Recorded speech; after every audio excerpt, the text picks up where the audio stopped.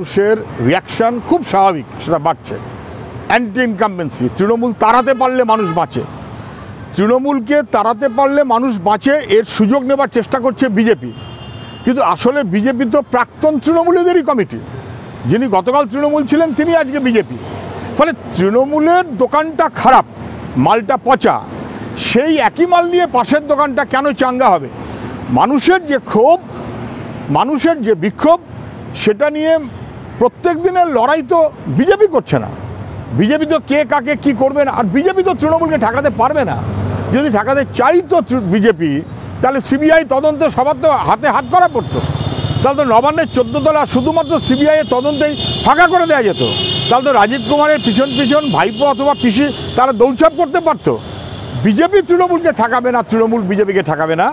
তৃণমূলের anti incumbency, মানুষের যে বিক্ষোভ, তাকে নিয়ে রোজ লড়াইতে বামপন্থীরা আছে। সবাইকে সঙ্গে নিয়ে সে লড়াইটা বামপন্থীরাই করবে, এটা বিজেপির কাজ নয়। যাহা বিজেপি তাহা তৃণমূল। আপনি তৃণমূলের বিরুদ্ধে ততটা রাগ, যার চাইতে বেশি রাগ নরেন্দ্র মোদীর বিরুদ্ধে, কারণ গোটা দেশটাকে উনি বিক্রি করে দিচ্ছেন।